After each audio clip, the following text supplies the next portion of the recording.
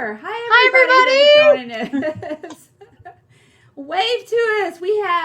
We have Jacqueline, Deborah, Bobby. Move my light. That's already said hi. If you're anybody else out there that's here that wants to say hi to us, we're really excited to be here. And Erin, oh, and she's right. We're so excited to have all these new people joining us. Yes. It's just wonderful.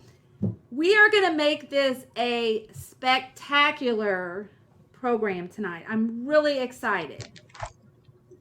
We're really excited. All of you are here. And we have Ashley. Jacqueline says, yay. Deborah, Christine, Michael. We have a lot of, I'm sorry. We have a lot of first timers, it looks like. We do. That's great, though. We love new people. We do. We absolutely love all of you people out there. That's why we're here. And we're just gonna kind of get started. So our format tonight, we have so much good stuff tonight to share with you guys. Our program likely will probably be about a total of an hour and a half. If you need to jump on and off, there's going to be a replay available. We also have some exciting handouts for you guys, and we will share the link for the handouts so that you'll have access to that. It's on our ProCare site, but we'll share you those. So if you have to jump off, we totally get it. Life happens. We all have families and children and all of that. So the replay will be available.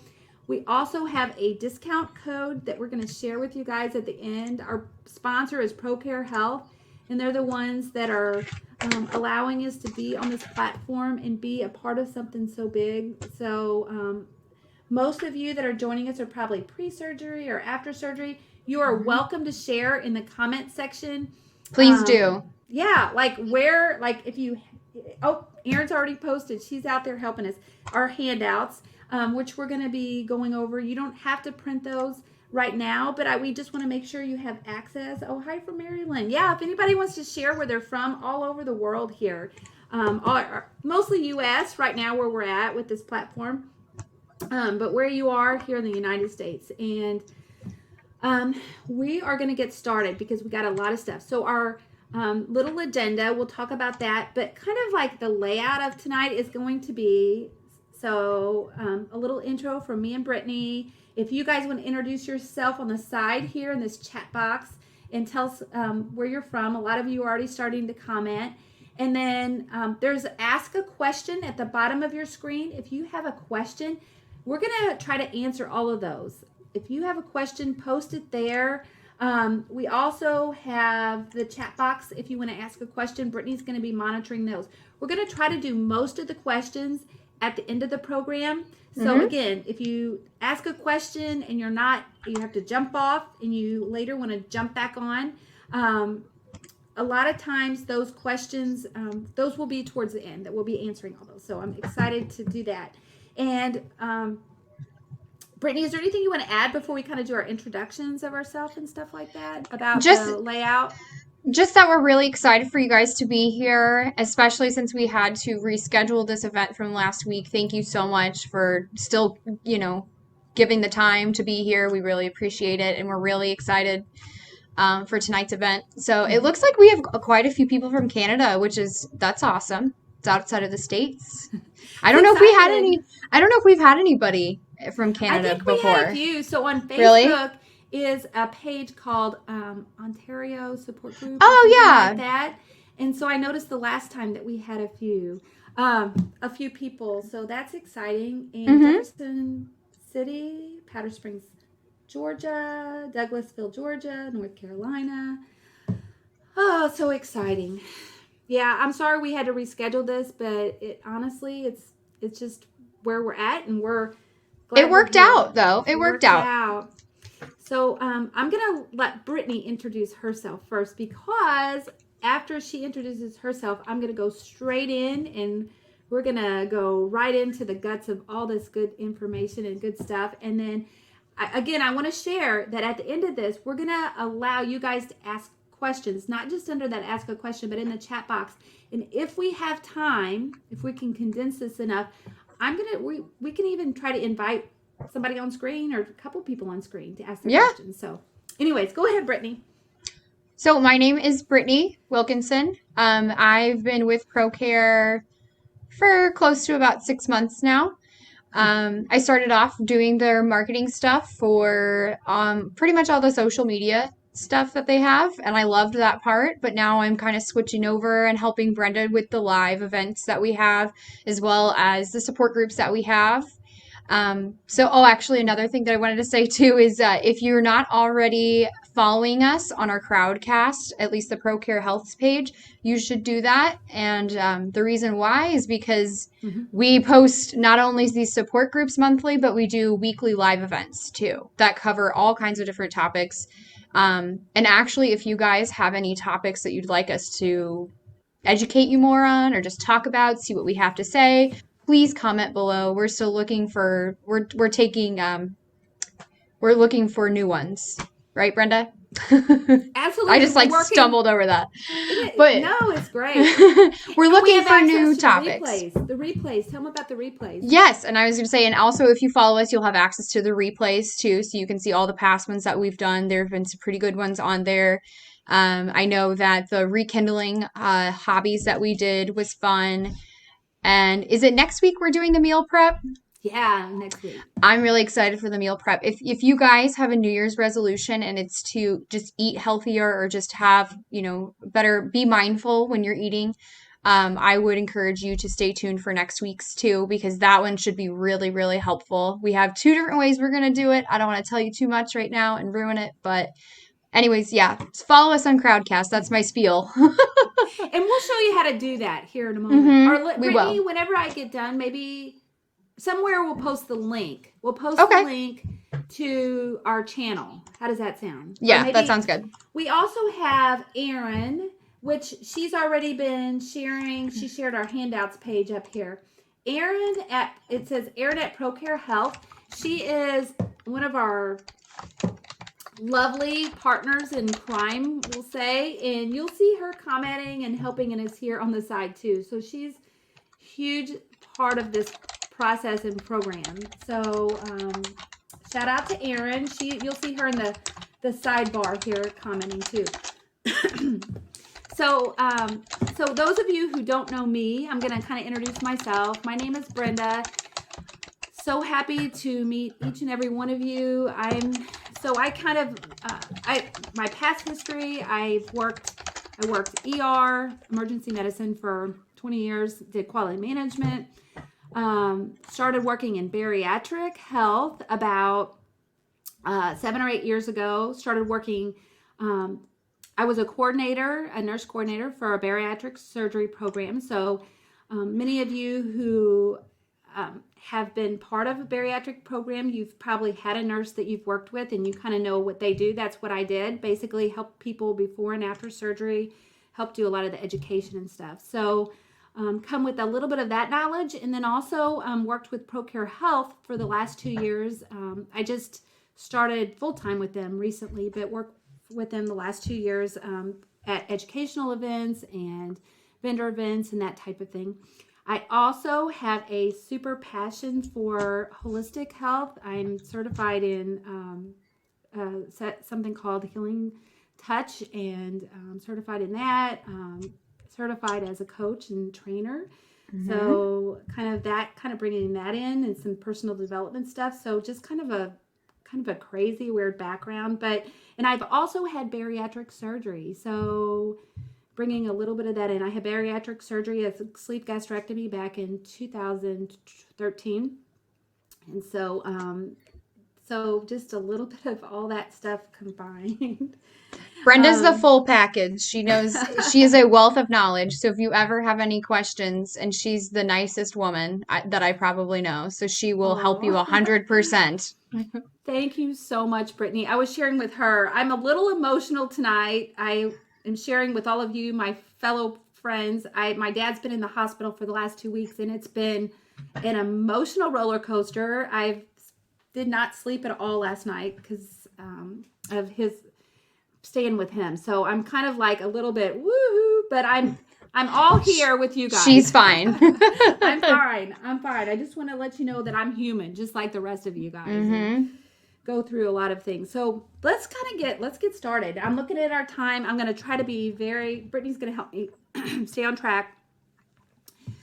Basically, so what we're going to kind of start with this is 4 key things with this topic. And our topic today is overcoming self-sabotage.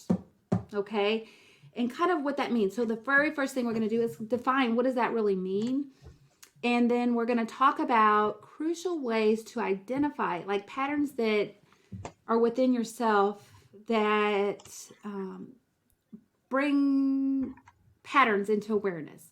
Once you're aware of them, you can basically do something about them. And then number 3, we're going to talk about how to change your perspective and focus on your relationship with your own body and your emotional guidance system.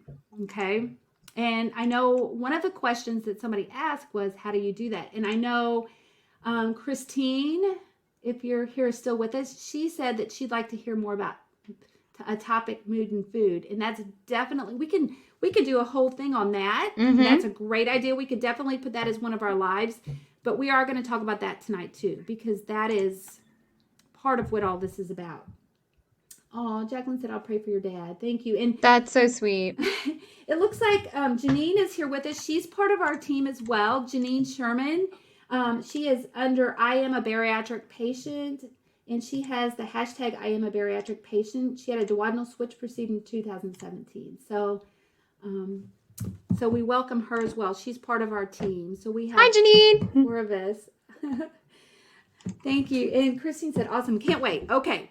And then the 4th thing we're going to do is supportive techniques. So I'm going to teach you a couple little fun techniques and tools to use. And those are going to be a part of our handouts too. So those are reference points as well. So 4 things. Number 1, what is self-sabotage? Number 2, how to become aware of that in your patterns of life. Number 3, how to change your perspective. And number 4, some techniques. Okay, so what I'm going to do here, and again, people feel free to comment as we do this. Brittany's going to be monitoring that. I'm going to switch the screen. You're still going to see Brittany and I, but what you're going to see is my PowerPoint slides. I'm going to have some slides that kind of help us focus a little bit, okay? Stay on track. Exactly. So I'm going to share that. And what you're going to see is my screen. Do you see that? Okay. Now you're still going to see my little slides over here to the side. I'm going to make those small.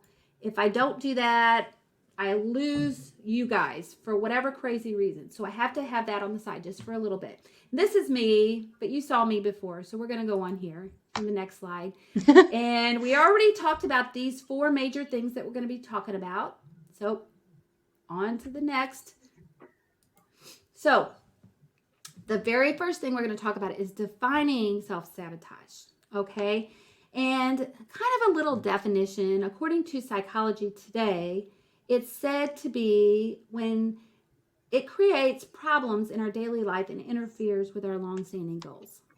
So that's the first thing, okay? The next is the most common self-sabotaging behaviors include procrastination, self-medication with drugs or alcohol, comfort eating, and doing things that physically harm the body. And I think some of those things can be just mild, and some of them could be more severe. There's like a spectrum. There's a spectrum from just like you're just kind of noticing a little things to something that really harms you. So it can go. So people aren't always aware that you're sabotaging yourself.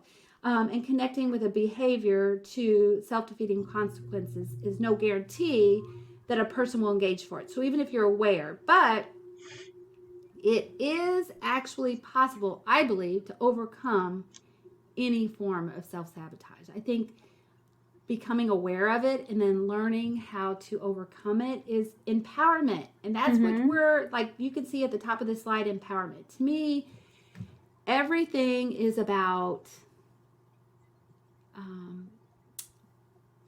yourself becoming aware and being able to do something about it. So that's where I we're do kind of feel like landing. acknowledging it's probably the first step, you know. Oh, absolutely. Mm-hmm. So we're going to talk about some behaviors and some relationships that are affected. And the very first one is self-help. I'm sorry, health, finances, spirituality, that kind of thing. So just a few little tidbits on this. So purposefully, the first one I'd say is purposely choosing ourselves as last, allowing others to choose where we want to go. So what we want to do and those things that they think would make us happy. So those could be just basically putting ourselves last is what I'm saying here. Using self-gratification in the foods we eat to ease temporary feelings. So those could be things like something to fill an emotional need. Mm-hmm. And then kind of bring on feelings of like shame or guilt or anxiety. And I think for me, that was one of the biggest things whenever I decided to have weight loss surgery, because you try so many different things and you just kind of get to the point where you, regardless of what you're doing, you kind of have those feelings that are kind of underlying. So that's another thing. Financially. So we're not only talking here about weight loss, but all of those things that, like our whole life, because they all bleed into each other. And so financially, doing things that aren't aligned for you, like comparing yourselves to others or spending more than you need to because you want to impress others, or maybe it's just that because you worry that you don't have enough resources to pull from, or that you're not good enough or worthy enough to do things. And see, that's what I mean is those things, all finances play into health, play into our spirituality. They all kind of bleed into each other. So from a spiritual perspective, sabotaging yourself because you don't feel good enough, or the reality is that you were never broken and you were always good enough. That's the reality, The second little bullet point there, and Brittany, do you have anything to add before I talk about the second bullet point? No, we're good to go. Okay. Significant other. And this is one of the biggest things that I noticed when people are undergoing weight loss surgery is relationships with a significant other, and how sometimes people will put their needs and wants first, but not recognizing what you want is important.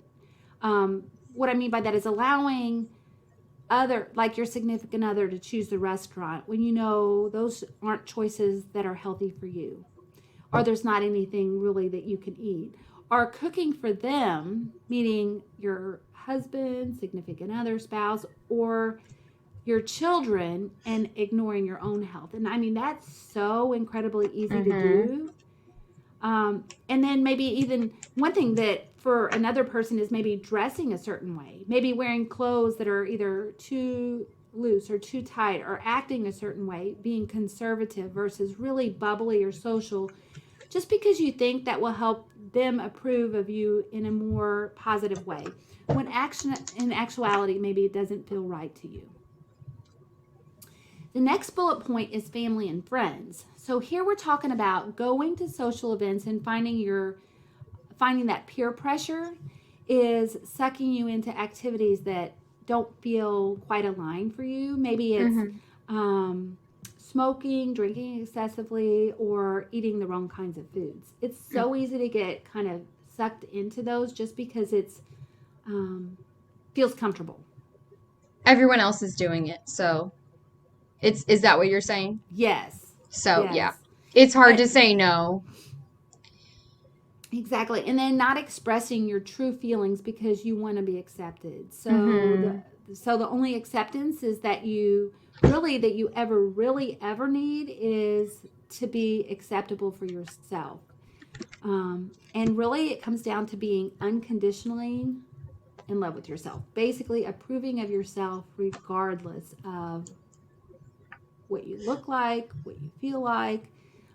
Just knowing that it's okay. So that doesn't have to come from other people, meaning the acceptance part. It can come from you. And then we have the other two little bullet points. So the other coworkers are your lot, and your colleagues are the people that you're around with your work environment. So sometimes it means like what we can talk about with self-sabotage here is maybe underestimating your own abilities because you feel like you're not good enough.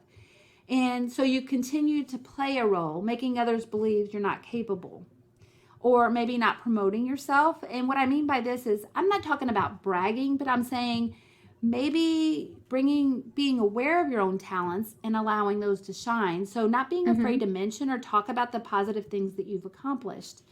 It means using your gifts to help others and maybe allowing others to appreciate them. So meaning when someone else says thank you, accepting it. Somebody says thank you for doing that for me. You say, you're welcome,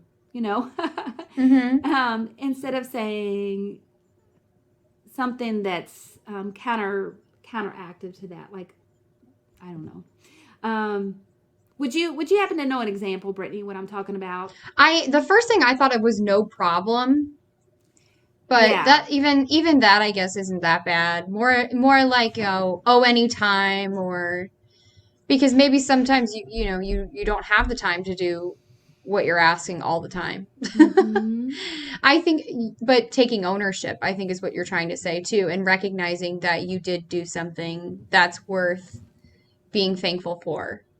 Yeah, absolutely. It's like somebody telling you did a good job and just saying thank you. Not And having to instead of, say, oh no, I didn't really yeah. do that good. This is what happened. Yeah. Absolutely. And then the next little bullet point there is members of the community. So by not participating in activities because you're afraid of how you will be viewed. For example, this is an example. So sometimes hospitals, and this is regarding obesity. So sometimes hospitals will have what they call a walk for obesity. So maybe not walking in that because you don't walk fast enough, or that people will be watching you and you feel like you'll be being judged in some way. So being around the community and not really acknowledging your own talents or your abilities because you feel like you're being judged. And that kind of leads us into this next slide, and that's really about judgments. And so in all actuality, the judgments that we think come from other people really in our own psyche are only judgments of ourselves. So I'd say just kind of take that in. Give it a second to sink in, because sometimes it's hard to acknowledge that other people aren't necessarily they may just not be aligned themselves and happy in the moment. We all have moments of maybe not being at our best. And so when somebody's not at their best, we sometimes receive that as they're judging us. But in all actuality, we're judging ourselves. Think about that. So the need from sabotage comes from our need to think, act, or do something that results in us feeling disappointed, angered, frustrated, or upset with ourselves. So it's not really, sabotage isn't really the result of other people's impressions of us, but our impression of ourselves. And I'm going to just say, if there's any comments out there, did anybody have anything to say? Brittany, I cannot see our chat That they want to box. add. Yeah. No one has said anything in a while. I'm staying on top of it. Okay. It looks like Broly is having some technical issues, but everything looks good on our end, so I don't think that that's us. If you're not using Google Chrome, then I would suggest switching and coming back and using that as the internet platform, because it does work the best with Crowdcast. And a good internet connection too, so you said that, Brittany. Can you guys see the bottom of my screen, this little icon right here? That's yes. Chrome. Yes.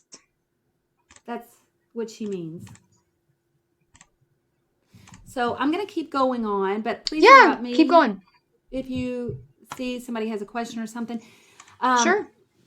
That's pertinent to what we're talking about on the slide. So the next thing is to know if you're sabotaging yourself. Ask yourself, First of all, am I doing this for me or for someone else? So if you're doing it for someone else and it doesn't feel right to you, are you sabotaging yourself? You're sabotaging yourself. I'm kind of just saying you are. If it doesn't feel right. Secondly, what is the need that I'm fulfilling while doing this? And if the need is leaving you feel weak, depleted, anxious, or in pain, you may be sabotaging yourself.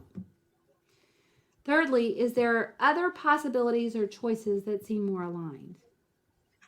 So if the choices are causing you to feel some kind of guilt, shame, or the need to blame others, you may be sabotaging yourself. Mm-hmm. And I think sometimes... Oh, go ahead, Brittany. Oh, I was just going to say, before we move on, Deborah did have a question, and it's kind of goes back on the last slide, so I want to make sure we get to it now. She says, can you give an example of judgment of yourselves? So I have an answer for that, and then Brenda, you can answer. So when I was applying for jobs before I came to ProCare Health, because I did recently graduate college too. So about a year ago, I was applying for other jobs, and every time I got an email saying that they thank you for your time, but we're going to go with another candidate. It really made myself judge myself very, very harshly. And then it's like a light bulb went off. And I think that's kind of what Brenda was saying earlier in the last slide, is you have to realize that it's not necessarily other people are judging you, you're judging yourself. And then that's when I came to the terms that everything happens for a reason. It just wasn't a good fit. So yeah, because you don't know, like you think at the time, it's like one of those things where you look back and you think, okay, this was all happening for me. Yes. It wasn't happening against me. Sometimes by judging, to answer your question, I think it's about judging things as saying everything is good or everything's bad. When not realizing that a lot of times it's not good or bad. There's not a label that you can put on things, and it's just, if you can think about things happening for you as opposed to against you, that's one way. In my example, Brittany, I think that was a great one. My example is, I'm just going to give you one from last night. Like I said, I didn't sleep much last night. This morning, so I spent the night with my dad. He was in the bed. I was in a bed right next to him, one of those little cot pull-out beds at the hospital. And he went some procedures in which he was a little confused and that type of thing. So I thought, I'm going to just sleep right here by him. And I didn't think that he's not been able to even turn over himself. Well, the little Houdini just got himself out of bed somehow, because the lady next door was screaming and she was saying, help me, help me. And he was going to help her. And so he fell out of bed. And I judged myself terribly for that, because I'm like, oh my Lord, I wasn't watching close enough. I didn't sleep all night, hardly, but I let him fall out of bed. But so it was the bed alarm didn't go off either. So it wasn't just So it's not your fault. It's not your fault. It just happened. But you're saying you were judging yourself, feeling like it was your fault. Yes. So some of and I will tell you, if you'll know you're judging yourself if you're feeling some extreme kind of pain and you're uncomfortable, because that's your emotions telling you that you're not aligned with the truth of the situation. Like, your emotions are your guidance that tell you, listen, that's not true. Like, you need to reevaluate that. We're going to talk about the emotions here in just a little bit, but I hope that answers her question. She said it did. And then we have one more real quick too that popped up. Bobby wants to know, how do you overcome this feeling of guilt or shame?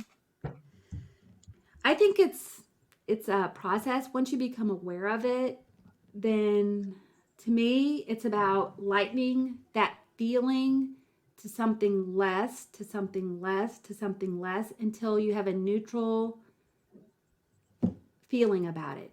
Unless you're completely neutral, and I'm not just talking, like, let's say you're angry.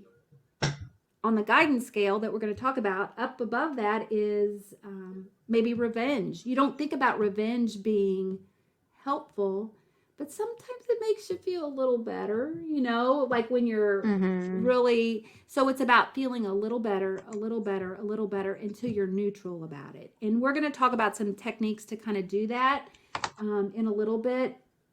It's about being aware of it. Like I became aware of my own situation. Brittany became aware of her situation.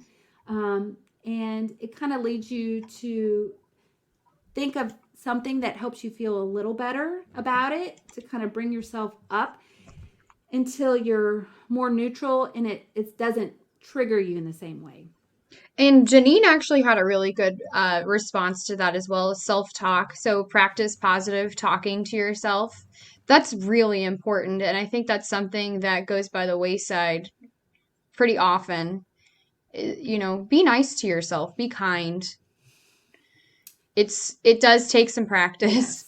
Yes. but I agree with Janine. I think that's a really good way to overcome that feeling.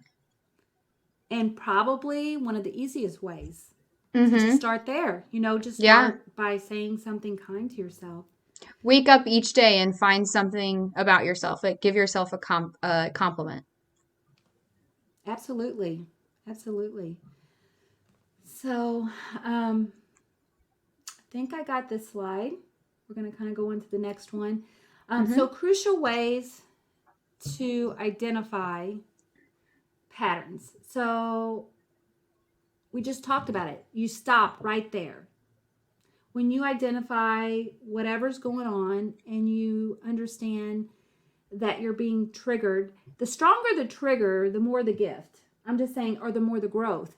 Because when you recognize that there's something that's causing you pain, it's gonna, if it's really painful, there's a huge amount of growth in that when you're overcoming that. And kind of I'll explain. What I mean is when you're really present with in the moment, being wherever you are. So you can use the past and present as future as present tense. So what I mean is, like, let's say you're thinking about something that happened 2 weeks ago. If you're thinking about that right now, you're in the present moment, even though you're in the past.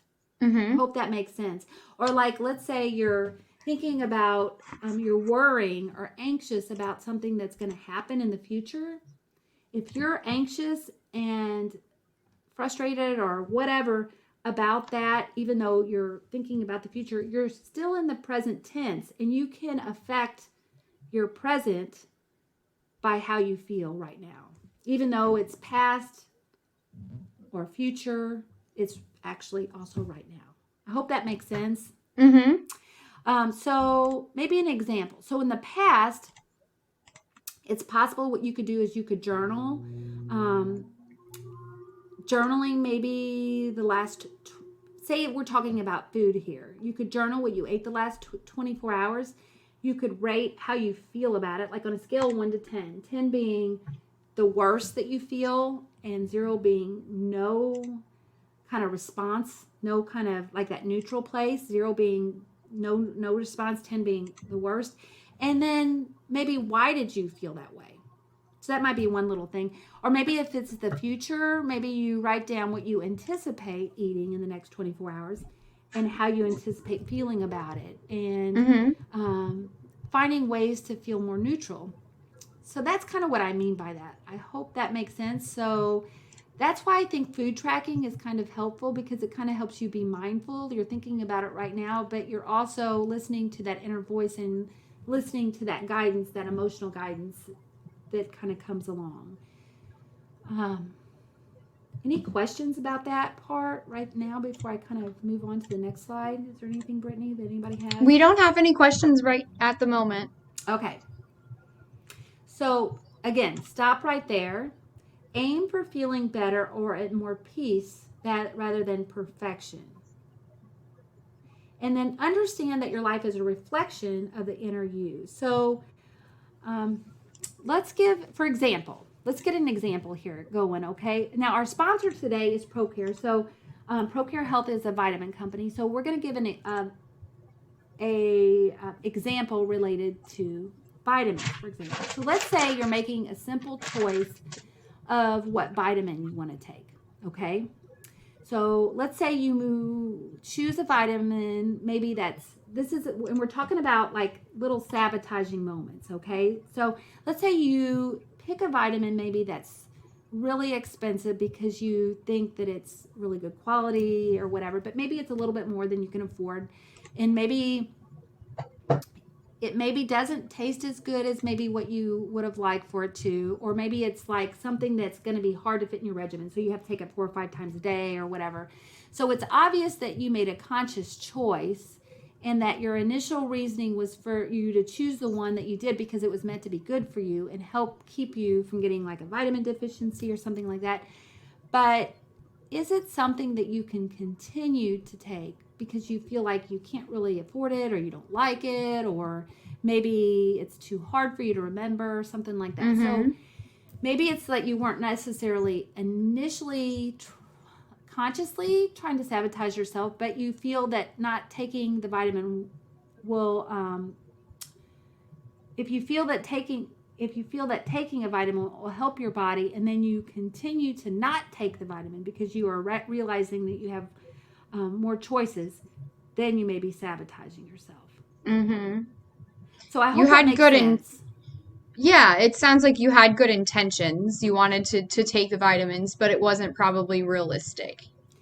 Right. So understanding there are different reasons you make choices, and then being more at peace with the choices you make. So trusting kind of your choices and your own guidance. So once you, like, let's say you figure out that whatever you're taking is not working for you, trusting yourself to make a choice that is more aligned. Mm-hmm. I hope that makes sense. You think it makes sense, Brittany? Yeah, I do. Okay. I do. Okay. So let's go on here to the very next slide, and we're kind of getting close to some examples. We're doing good on time. I'm going to just say, so the key ingredient is perspective, focus, and relationship with your body. And I'm going to say again, this emotional guidance sentence, emotional guidance system. So what is the end result from self-sabotage? It's just basically love and basically finding a way to feel more neutral about things. So the only reason that basically the contrast exists is again to initiate some type of growth within ourselves. There's nothing wrong with that. It's just that sometimes we're not ready. Sometimes when we're not quite ready for one reason or another to change, sometimes we realize there's something that's holding us back, in other words. And we kind of talked about this in another call. When you know there's really something that you want to change, it will happen because you're ready for it.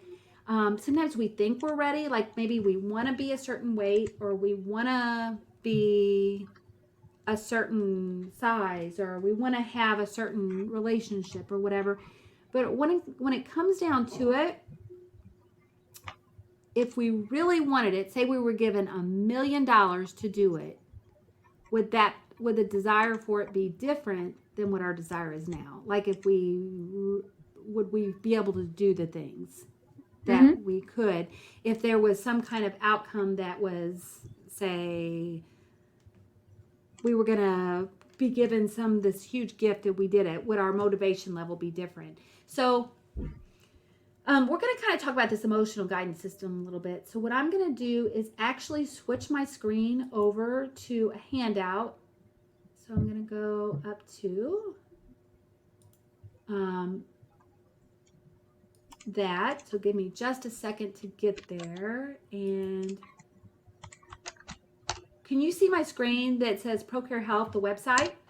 Yes, I Okay. went ahead and shared the link for the handouts, but if you want to show them how to get there too. You know what, I will, because I kind of have the tabs open here just to kind of Sure. So procarenow.com is our sponsor. These handouts can be found under this About Us. Sometimes you have to click this ProCare Health to get right on for it to show up, but it's this very first one, support group handouts. And when you click that, it's going to show some of our other programs that we've done, but we're under Overcoming Self-Sabotage. in this emotional guidance system and techniques for letting go triggers. So that's where we are. So we're going to go to the very first one, this emotional guidance system. Can you see that handout there? Yep. Okay, and I'm going to kind of see if I can make it just a little smaller. I would say you might want to zoom in just a little bit. Like that or out? Or no, zoom in. It's kind of hard to see. Okay, let me do that. There we go. You can read it a little bit better now. Okay. So I'm going to kind of go. So basically what I'm saying here is, I'll show you the full page here in a second. But basically what I'm talking about is the emotional guidance system teaches you that you do not have to move really from like a very negative emotion to feeling completely positive. You just have to move up one emotion to feel better. And what I'm talking about is even up here, this is one spectrum. I had someone teach me this recently, which I've learned about emotional guidance for years, but I thought this was interesting. They said that unless you're neutral, like I call it ground zero or 0 point, unless you're at 0 point, even these higher levels up here can even be on the negative spectrum. I thought that was really interesting. I'd never thought about that before. But what we're talking about here is going from, again, if you're feeling like at the very lowest down here, fear, grief, depression, despair, powerlessness, and let me tell you, everyone on this call has likely felt like that at some point or another. We're all human. So it's just about like finding, so that's all the way over here on this little spiral. It goes all the way up, to like feeling a little better. Like I said, even jealousy, revenge, anger, discouragement can be a little higher than being all the way down here. Okay, so just finding something that helps you bring up your level a little bit more, a little bit more. And that can be, like Janine said, just finding that positive self-talk. But we're also going to talk about other things, little tools that'll get you there. It's kind of just about relaxing and kind of allowing that inner flow to kind of get going so that you spiral upward instead of downward.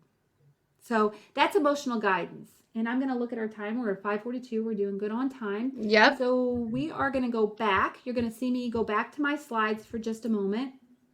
And we're going to talk here on the next slide is some techniques. So changing to confidence. And we're going to talk about techniques to let go of those old patterns and triggers that might be causing some of those things that we talked about. So we're going to be going here. I'm going to go back to my screen here. And we're going back to this right here. And I'm going to kind of enlarge this because Brittany, I know you said it was kind of hard to see. So we're going to go up. This is one of the handouts. Okay. So you can go back and look at this at any time. And here we're going to just talk about, you guys don't have to be able to read this. If you're on a cell phone and your screen is really small, these Crowdcast, there is an app. It's called Crowdcast and it's free. You can also watch these programs that we're offering on your cell phone. So this, if you're watching on your cell phone right now, this might be really super small, but just listen up. So we're going to talk about a couple methods here. The first one here is activating your body's natural healing processes. And so the very first thing we're going to talk about is appreciation.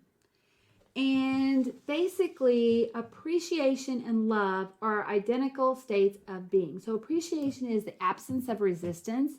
And when you start feeling down and start making a list of things in your life that appreciate and thankful for, the list gets better and better. And so let's say, let's go back to that example. I'm going to use Brittany's example of her work environment situation. And then my example of me having my dad fall out of his bed and making me feel really crazy. So what I did whenever I had my dad do this, whenever he did this, I started thinking, you know what? I'm getting down on myself. What can I do to think a little better about this situation? So I know, number one, that I've been there for him the last 2 weeks. I love him. I care about him. And that my main goal is to keep him safe and healthy. I also know that I know for myself, I had really good intentions of being there and focus. And I know the other staff had really good intentions of being helpful and being willing to be a part of something positive. So, I mean, like just finding little things, like start making a list of the things that you appreciate now, the things that maybe people have done to help you. And it's all related to whatever has made you feel kind of down. So bring Mm-hmm. yourself up by something related. Brittany, on your situation, when you were talking about the job or the work relationship, like what were some things, and Janine kind of said, things that she was talking about earlier, little positive self-talk. What kind of things did you do in that situation that made you feel more appreciative of yourself or Well, the situation? so the first time it happened, it was horrible. I don't think anyone likes being rejected, whether it's for a job, a relationship, a friendship, whatever. It's not a fun feeling. So, Mm-hmm. after the first one, I kind of had to give myself a pep talk, like, they would be lucky to have me. I'm, I listed all of these great qualities that I had, like, I'm smart. I love talking to people. I'm very people oriented. I'm a quick learner. Just qualities like that I thought made me a catch, if you will. And it kind of gave me a pep talk. And that I feel like it actually helped not only with my issue of me feeling that way, but it also helped me with interviewing because it gave me some kind of it made me feel empowered, like what you were saying Mm-hmm. earlier. Mm-hmm. I hope that makes sense. Oh, 100%. 100%. Um, and so it's kind of just about like letting go of those feelings of that are holding you down and keeping you. And the next thing that kind of brings us into meditation. And so we're going to talk about that here, and I'm going to blow this up a little bit. So meditation is when you relax and quiet your mind. And there are hundreds of different ways to meditate, but probably one of the very easiest, the simplest, and the best. And we may even do some point. I would love to do a whole class for all of you on meditation, because I just feel like it's Mm-hmm. probably one of the biggest things. It just really it can take. It's about turning your attention away from what holds you in the state of anxiety or depression, and it only can take even a 5 or 10 minute period a day can make a tremendous or drastic impact on your emotional well-being. And let me repeat that, like really and truly, a 5 minute or 10 minute a day. When you start getting into practicing holding meditative states, you can practice for longer periods of time. I mean, some people will practice for 45 minutes or an hour or whatever. And actually, to me, your whole life becomes a meditation at some point when you become aware, because everything's more intentional. But Mm-hmm. so there are lots of different types of meditation, but one of the simplest ones is diverting your attention or focus to more peace, to just kind of that 0 point place, that place that there's just nothingness. So you can listen to, like if you have an air conditioning running and you hear a humming noise, you can kind of listen to that, and that kind of takes your mind off everything. But we're going to do a short little tiny meditation.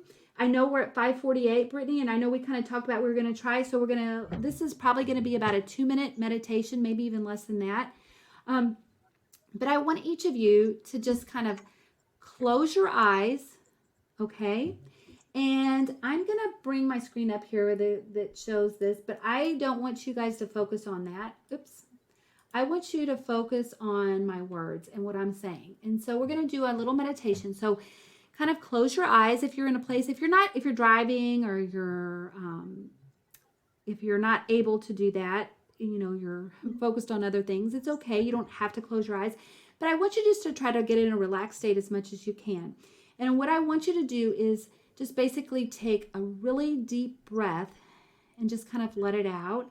And as you let out, you're letting out all that stress. We're going to do that 3 times to kind of just start this. And so again, kind of breathe in, envision your breath going all the way down to the bottom of your feet, and then letting it out.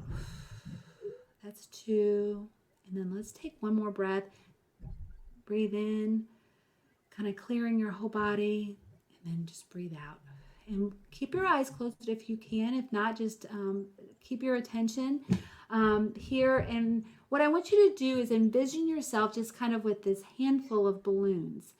And each of the balloons represent some current thoughts or emotions that may have been rolling through your mind. And what we're going to do is just kind of slowly release one balloon at a time. So let's just release one balloon. And as you're releasing the balloon, what you're doing is the intention of releasing a thought or emotion that you're having right now. And so you release one, breathe in and breathe out, and release another one. And if you want to release a couple of them at a time, it's good. And so what you're doing is you're releasing those balloons, and you're releasing your thoughts, releasing your emotions, and you're kind of getting back to that neutral state of zero. I call it 0 point, just a neutral place. So breathe in, breathe out. I feel like we have a couple more balloons left, so we're going to take a couple more deep breaths. So as you breathe in, release a couple more. And the next breath, we're going to release a couple more. And then our last breath, we're going to release all of them. So this breath, release a couple more. And this next breath, release all. So at that point, I hope some of you are experiencing what I'm talking about here. It's just kind of a neutral state. That's what we're talking about. So that's the letting go meditation, and that's on your handout if you guys decide to kind of try that, but again, if you can't remember exactly. And then we're also going to do another little short exercise that less than 5 minutes. So here we're going to talk about removing self-sabotage in less than 5 minutes. So when we're in denial of our own behavior and how it affects us in our life, we sometimes blame others, and I'm just as guilty. But becoming a master of your emotions requires not blaming others, kind of coming back to recognizing our part in things. And what I mean by that is how we're coming back on ourselves. Okay, so when we blame our partner, our coworkers, and our family for the way we respond and react. So when we come into recognition of how our behavior and attitude affects situations, we recognize we have advanced control over these triggers and how we may have been sabotaging ourselves in the past. So overindulgence, kind of those things we talked about before. So we're going to go down here and we're going to do a little exercise. And this exercise, really and truly, we're not going to spend a whole lot of time. This is something I would truly recommend that you do as kind of a journaling exercise, but I kind of want to just lead you into it so that you have a little bit of an understanding here what I'm talking about. But I would strongly recommend that this exercise you come back to and do on your own, because it's a lot of self-reflection. Sometimes whenever I have something that really bothers me, I'll take a sheet of paper out and start asking myself some of the questions that are similar to this, and it kind of just allows you to bring up basically how you can change and feel differently about something. So the first thing is again, relax. Kind of, we just got a little relaxed from that last exercise, and we're just going to go through a couple of these questions. This is meant to be more of a journaling exercise. So decide on an area of change. So if it's some kind of overeating or unhealthy lifestyle of some sort, something that kind of makes you have felt uneasy in the past. So that's just kind of becoming aware of it. Kind of breathe into that. And then you get out a piece of paper and then you start writing down maybe what is the reason you haven't obtained the change yet. And that sometimes takes some real strong digging. So just kind of breathe into that. And again, we're just going to go through the first few. So, you know, if somebody paid you $1 million, like you'd have more incentive. But like where you are right now, why hasn't something changed yet? You know, you have to, and that's kind of going back to not blaming the environment, not blaming other people, kind of taking responsibility for it. And the second thing is what is the primary reason you haven't obtained your outcome? What's the first thing that pops in your mind when you ask yourself that?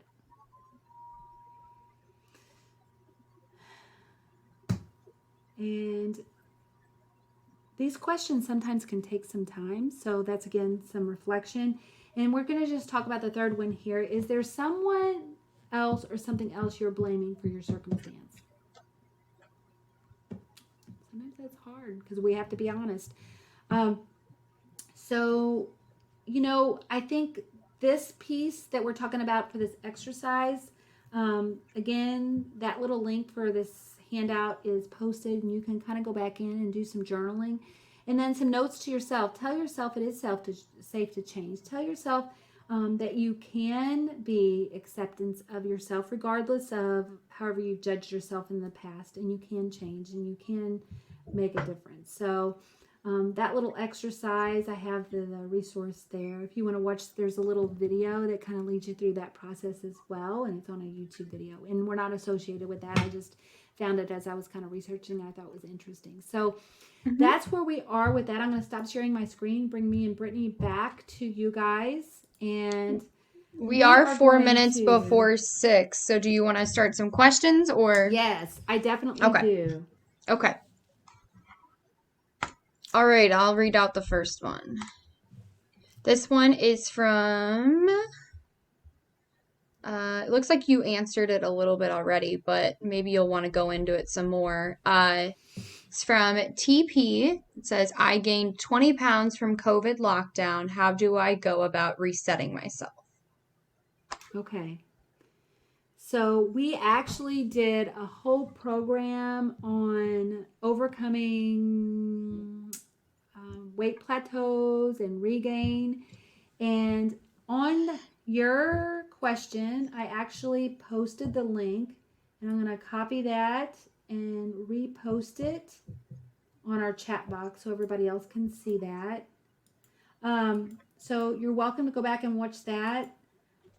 Short answer for that is ask yourself that. You probably know more than anybody else. You're going to probably say, no, I don't.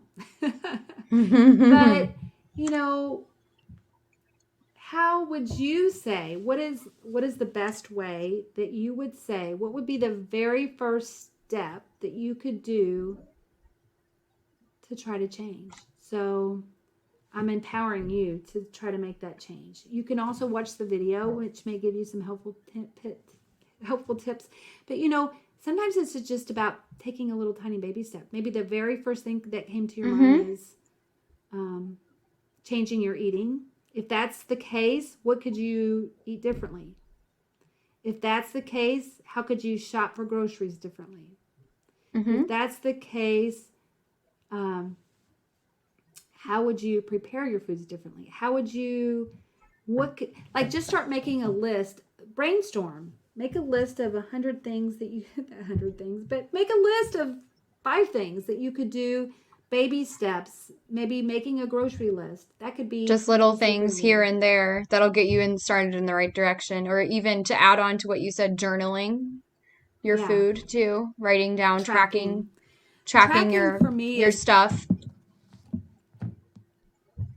Tracking for me is being mindful. And we do cover a lot more tips on that one as well. And I think we even touched on things you can do to stay active too. So you get a little bit of exercise while you're locked up and for COVID, because we understand that's still going on. Trust us, we get it. Yeah. And we actually have another live video on, it was one of our very first ones on mindful eating practices. If you are on our ProCare channel, if you're following us, you can look at that and read that. And it looks like Bobby, I just noticed she said, are there recipes, books, or handouts that I could get for better eating? I, like many others, sabotage myself by eating the wrong foods. I do know on that particular program, we do have a whole entire list of handouts. On our handouts page, there's a whole handout on, I'm going to go back here just and look and see what it was. Is it Eat for Life? You're right. Eat for Life. It was one of those handouts. So if you go to our handouts I'll go ahead and page, find it.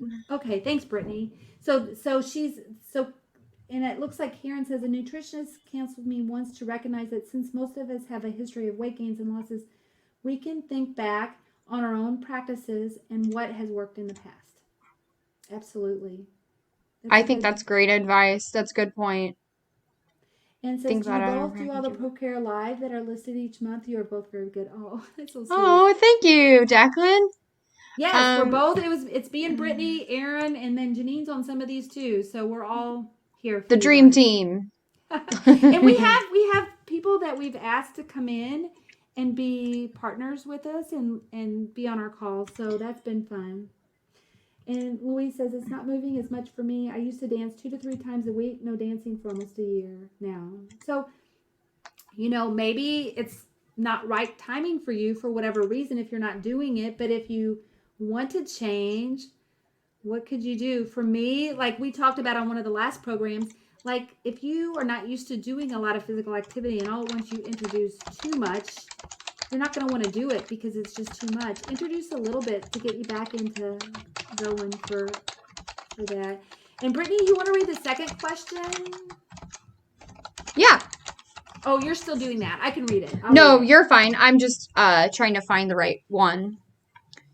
Okay, so the second one is by Michelle, and she said, why do some patients after surgery get intestines blockage? Is that the surgeon's fault?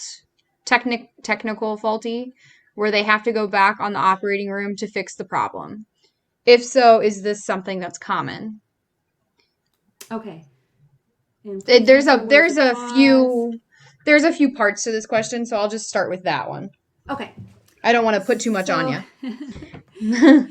Depending. Okay, so let's just say weight loss surgery is a major surgery, and depending on which surgery you have, whether you have the lap band or the sleeve gastrectomy or the gastric bypass or the duodenal switch or a revisional surgery, all of those are surgeries on the intestinal tract or the not all of them affect the intestinal tract depending on which surgery you have, but they can.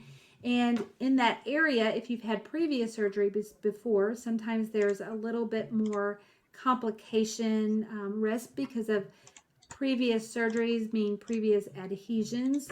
Adhesions are where like the bowel can stick to parts of the area in there.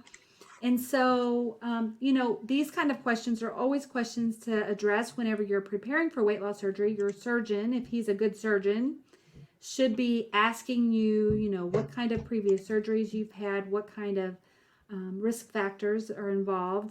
And so, to answer your question, that first one, though, is where they have to go back and fix. Is this something common? Is it common? Not really, no. But could it happen if you've had a lot of previous surgeries before? Especially, it could be, a risk factor. Is it the surgeon's fault? Likely not. It may just be, it could be, but most of the time it's because your risk factors are high and you've had previous issues. But can the surgeon fix the situation? There are surgeries. If it's during the initial surgery, I don't know if that's what maybe you're asking. If it's during the surgery and they're noticing a lot of issues, adhesions in there, sometimes it really complicates the surgery. And I've even known the surgeons to not even be able, like they've had to stop the surgery and not do it because there was too many adhesions. Mm-hmm. And they just had to tell the patient, I'm sorry. Now that's pretty darn rare.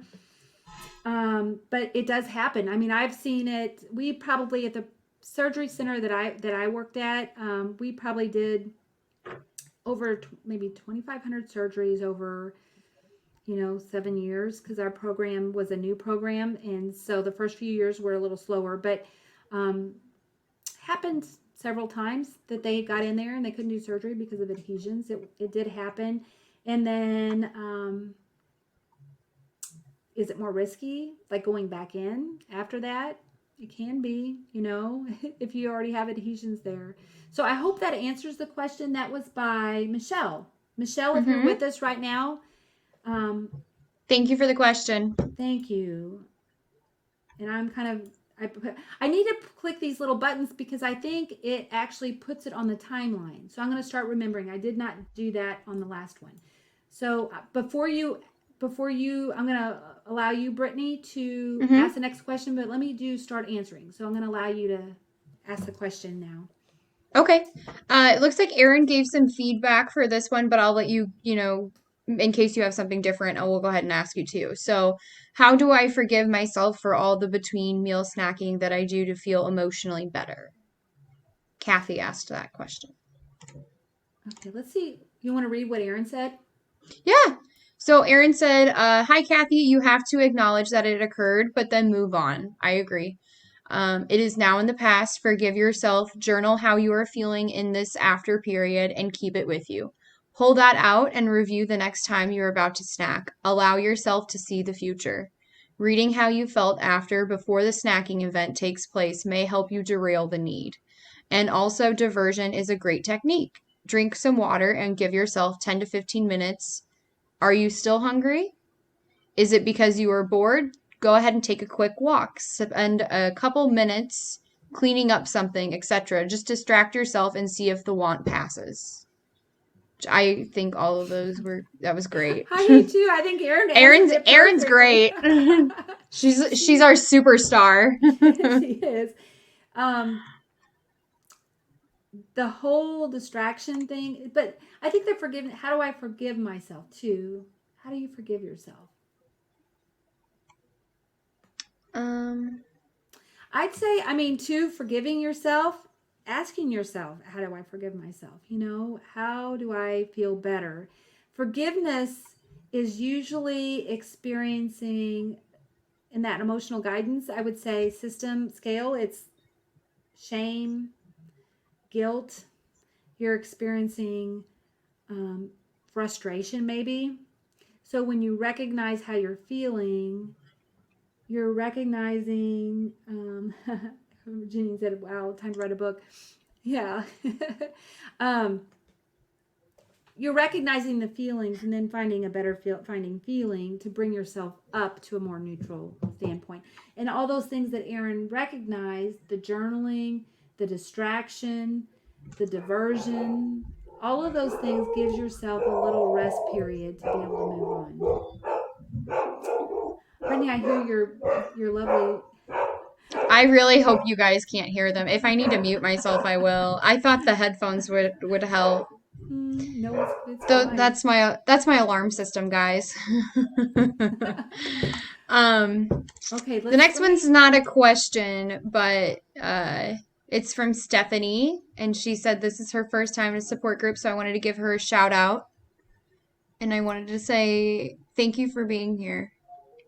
We really, really love having you. We do. And let us know, Stephanie, if you're with us right now, let us know if there's something that you're here for. Like, let us know what do you guys want? Like, what do you want in these? Because we can make this whatever you guys want. I did write down the mood food, which I think is a great topic. So we'll do our research and figure out some content for that. Wonderful. All right, next one. I clicked on this one. One of my biggest issues, I think I skipped one accidentally. One of my biggest issues is to skip meals when I realize what time it is. I'm all starving. I do that too. And I have not had surgery, but I do that quite often, and I get very upset with myself when I do that. The only thing I can say is I know what's helped some other people, and it's common with bariatric surgery patients. Sometimes it's that you just don't get hungry because your body just doesn't sense it, is setting a timer or pre-planning. Like if you pre-planning, or knowing when like for me, I like eating a lot of times 6 small meals, or if I'm wanting to do like little fasting periods, sometimes I'll just plan like when I want my first meal to be so that I have a fasting period in there. Everybody's different, you just kind of gotta know what you like. Do you like 6 meals a day, or do you like 3 meals a day? If so, pre-plan those for the times. Maybe set a timer. Some of our weight loss surgery patients would set a timer. Like some of those apps like Bariatric actually has timers. Like remember to Yeah. eat, remember to take your vitamins, Mm-hmm. and that type of thing. So I'm I gonna know put done answering that. one of the questions was did you get surgery? So maybe do you want to talk about that a little bit about Oh your sure, experience with your surgery? absolutely. Was this one of I the don't see ones? it. Yeah, I don't see it anymore on here. Okay, so I thought maybe I it's saw did it you though. experience weight gain yourself? Maybe that was it. Maybe I made that Okay, question up. so did you experience weight gain yourself? Um, I love this question because I'm going to be really honest. I'm just going to tell it as it is. So Hmm. my surgery was back in 2013. I'm 5'6", had the sleeve gastrectomy. Um, my initial weight was 220. My body mass index was 35, and um, my first year I lost, I'm going to say 50% excess body weight, which is pretty normal for that procedure. And I think my initial weight was maybe let's see, around 160, maybe 170, somewhere in there. And then I lost the second year, I kind of kept with things and I lost a little bit more weight. I think I got down to even 145. But um, after that period of time, I did have some weight regain. And that's fairly normal for most people to get a little bit of weight back. Right now, I think I'm probably about 170 to 180. So I've gained back some of that, and I feel like it's a pretty healthy weight for me. Would I like to lose more weight? Maybe, but I also feel like it's it's it's not a bad place to be. Hmm. So, do we experience that? Yes. Sometimes people gain back more weight than they want to gain back. It's very individualized. So, it does happen. People experience fluctuations in their weight. Sometimes I'd say those first few years are probably the first year, especially, is where you're going to lose the most weight, and then you'll Hmm. stabilize out. I've been probably the same weight now for probably, I would say maybe 3 years, maybe even 4 years. Like I track my weight, I have it on Baritastic, so I kind of know how long I've been at my same weight. I could probably look back and be able to say more, but I am that's where I am. I'm probably right around 170, 180, and I'm stayed the same for several years, and um, that's where I am. So I hope that I answered that question. I mean, yes, I experience the same thing as you guys, back and forth sometimes. We got another question from Jacqueline. She said, "What do you recommend is a good ratio for macros and calories? My dietitian said to only worry about the protein, but I want the whole picture. So to prevent any regain, I am 4 months out, had surgery in September. Congratulations. Not sure what the macros balance should be." Okay, Brittany, help me out. We did one We of did our this in the lives other one. on the other. Was Um, it Eating for Life? I think it was. So I'm gonna see if I can find that handout for her too. Okay. But there's isn't there like you can look it up by your height and your weight and they can kind of tell you what you're supposed to have. For Is that what macros? you were gonna say? Yeah. Probably, I mean, possibly. I know I found the information online. I went through, it was difficult to find because that was a very common question for our patients that they would ask. And honestly, our dietitians, I don't know if they ever really gave clear answers. It took me a lot of research whenever we did that Mm-hmm. live to find those answers. And I went back through the American Society for Metabolic and Bariatric Surgery. I went through just a lot of information and research to try to find some information on that. But I did Oh, find I found that, it. so hopefully Brittany will be able to post that. I found it. Okay, perfect. So, Jacqueline, it is going to be in the link that I'm copying and pasting right now. It's going to be on the first page and it's going to be the very last paragraph at the bottom. It'll say breakdown of protein, carbohydrates, fat. Um, and of course, this is going to be different for everybody. So, I don't want it to think it's a one size fits all because it's going to be different. And And really, I would say, especially protein, if your dietitian is telling you to worry about protein first, I would say, you know, listen to your dietitian. Don't you agree, Brenda? Yes. Yeah. Okay. I mean, and two, listen to your body. Listen to your own body too, I think. Don't you think? Yeah. Yeah, I've, because I I mean, mean, I've you're talked. gonna. Sorry. No. Go ahead. I was gonna say because your body's gonna know too when you're full So I, and what you're needing. yeah. While I've been in the hospital, I talked to one of the registered nurses that worked in ICU. Had a long discussion on food for whatever reason, and the nurse that was taking care of my dad was on a carnivore diet, which is eating only meats. And he has done really well. He said on that, he said he lost 35 pounds since March. Could I do that diet? Hell no. Excuse my language, but I We love meat, actually, but I couldn't do that full time. So I mean, it depends on what works for you. yeah, and what your preferences are for sure. Mm-hmm. So actually, kind of going off of what you just said, Michelle P asked a second question. So I don't know if you want to go and click on the timeline so it's correct, So which but one is it, Michelle P? it's the second one. It says Okay, not sure. start answering. Okay, go ahead.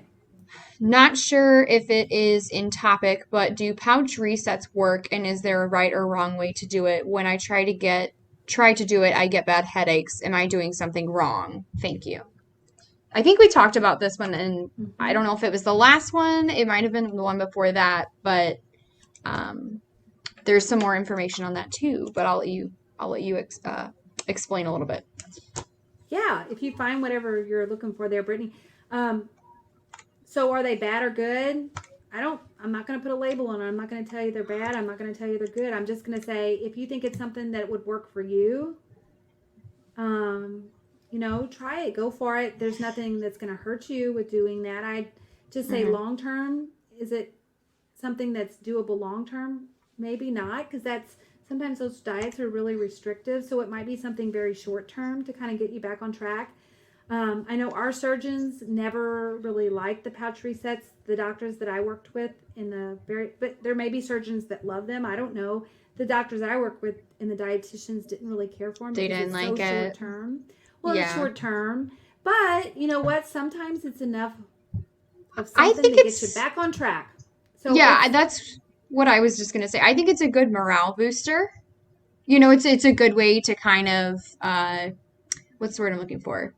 Like if you're not feeling great about your weight loss, it's a good thing to boost your and make you feel motivated. I guess that's what I was trying mm-hmm. to say, to motivate you.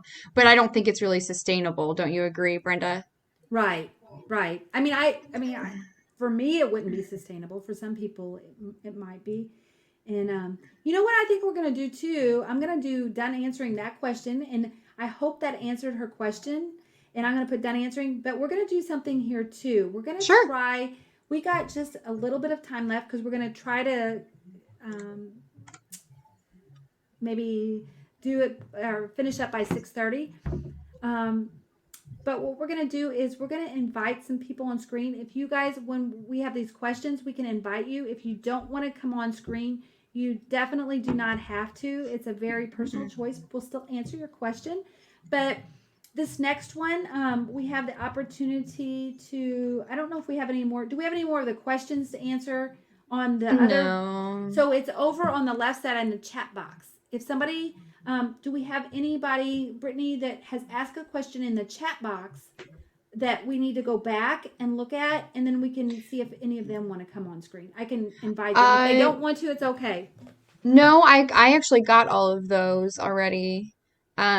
Joyce did share something though, so I'm going to read that out. Okay. You're doing a great job. I'm 5 years out and I'm struggling with boredom during COVID. We all are. We're going crazy. I I hear when I'm bored, or I eat when I'm bored, sorry. So I've gained 15 pounds past my comfortable place. Um, it's hard to stay on top of a diet, not even a diet, just eat healthy. And it's hard to stay active, especially during COVID. So we feel you there. And I'm going to just say something too that's kind of hit me recently. Mm-hmm. I'm thinking about like these kind of topics and stuff is maybe not even focusing on the outcome, like not focusing on saying that you want to lose 15 pounds, but focusing on the habits and the opportunities you have to be healthy. So, for Mm-hmm. example, maybe just saying, you know what, I don't feel good, so I'm going to focusing on finding emotions that make me feel better. I'm going to focus on eating foods that make me feel better. I'm going to focus on being a little bit more active.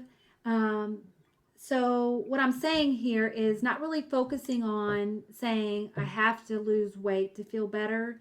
Focusing Mm-hmm. on how you can feel better by feeling better, like the little things you can do every day. And what happens is that momentum starts building and um, it starts building and then you start seeing change. And I'm laughing here, there's jokes going on somewhere. Well, Jacqueline said she's 99, so and she said she's kidding.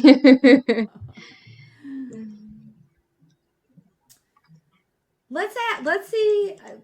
Erin has something posted here. It says it's hard to give you numbers. A lot of things can come into play if you have a lot of weight to lose versus someone who has already evened out. Mm-hmm. So, are you adding hours of strenuous exercise a week or just walking around the block? Your body doesn't like to lose a lot of weight if it's not feeling nourished. So, there's a balance Yeah. between there and you have to find. The protein is super important. That's true. Beginning helps your body retain and learn muscle mass. So that was a good suggestion. And she says, yes, I'll try that. So that was good. Um, I'm going to see if anybody would like to be brave and volunteer and come on and ask us a question or just say hi. All you have to do is basically by raising your hand, you can just say in the little comment in the chat box, say something, or if you have a question, you can still post that. Um, there is somebody here that says, okay, let me do this. How are people dealing with the excess skin? I hate my arms.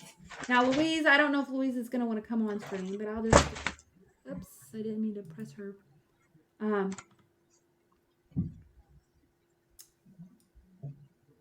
I don't know if I can invite from there, Brittany. Some people might not have that turned on in their privacy Oh, that's settings. maybe what it I is. don't know. Okay, so dealing with the excess skin, she says she hates her arms. So, couple things, I guess, with that. Some Deborah of the said that she'd come on. Oh, did she? Good. We'll invite her next Yeah. year. So I'm just going to say for Louise, if some of the most obvious reasons, some of the most obvious things are talking to, plastic surgeons. Sometimes they can do skin contouring. A lot of times the arms aren't covered by insurance. Some other types of contouring or plastic surgeries can be covered. But then there's also physical activities that you can do some toning. Looking at the muscles that make these groups right here. So you have your bicep muscle, your tricep muscle. Strengthening those can sometimes help. And there's exercises. What I would suggest is either just doing your own little research online, like toning of arms, how you can do that. You can Google. You can find everything on Google. You could probably find a million YouTube videos on it. Or finding a special trainer that would help you and work with that. That might be beneficial. So a couple suggestions on that. I'm going to press done answering. And then, let's see, Deborah said she'd come on screen. So let me invite her. It's Deborah Brathwaite. I hope I said that right. I'm so sorry. I'm terrible at pronouncing. Let's invite her on screen. Okay. We'll invite her on screen, and then we'll have an opportunity to invite one other person too on screen before we. And then we need to remember the discount code too. Oh yes, thank you, Brittany. So maybe we'll invite Deborah on screen, and then we'll do the discount code. Yeah. Okay. I invited her. She accepted, and she's connecting. So that's exciting. I love seeing people in person. I know. You know, these virtual groups are almost a blessing in disguise because you get to meet people from all over and not just in the area, you know? Yes, you're 100% Like, right. one of the last times we did this, we had a young lady in California, Oh yeah, we and did, didn't we're we? in Missouri, so I'm pretty sure it was like raining that day, cats and dogs, and she's just, living her best life in California. Oh, Okay. Hi, Deborah! Hi. Oh, it's so good to see you. You look so hi. Can pretty. you hear me? Oh, We thank you. can, Can you hear me? yes, Yeah. we can hear you Oh, perfect. I just want to say I love the vitamin, especially the calcium. It's Oh, delicious. Chewables. which So one's your good. favorite? The mint, dinner mint. The I dinner love mint? the Those are good. chewable. Mm-hmm. Yes. And Have you also the tried, one, go oh, ahead. I'm sorry. Have you tried the chocolate bars yet? Yes, I have some in Ooh. my refrigerator. I have it all. Those are those are my favorite. Absolutely. I They're love them. delicious. Yes. So, Deborah, where are you from again? I was born in Brooklyn, New York. I live in Staten Island now. Staten Island. How's the weather right there right now? It's freezing. It is supposed to snow. It's like 25 degrees now. I have my sweater on. I'm chilly. It's I'm But it's cold just out. good. here too. Yeah, I was gonna say I'm just outside the St. Louis area, and I would say I think it was like 24 degrees today, and it snowed all day yesterday. So there's about an inch or two on the ground, but It's that's coming probably to not us. nothing compared to what New York gets. Yeah. We're gonna get some this week. We're gonna get some snow. A lot of snow. Mm, Yeah. But I just Well, want to thank you enjoy. guys for everything. you're I very learned welcome. Thank you for coming on. Yeah, thank thank you you. for being a Learned a great whole lot. soul. We love that. Um, so it looks like Aaron says, I agree, Brittany, especially all the lovely Canadians joining us tonight too. Yeah. And it looks like Janine says, caught me on a day I have gotten dressed. She's laughing. I don't know if she was what she's dressed. I guess that's a good thing. Hey, that's the beauty of lockdown or We social should have at least distancing. said that. We're so glad Deborah is dressed also because it could have been really embarrassing for us to, maybe not embarrassing to her, but teach their own. I've heard that there's been some virtual events that people show up virtually naked. So you just never know what you're gonna get. I guess I Especially should on have said that Zoom. as a precursor. If we invite you to please at least have clothes on from here up. I mean, where we see you. Okay.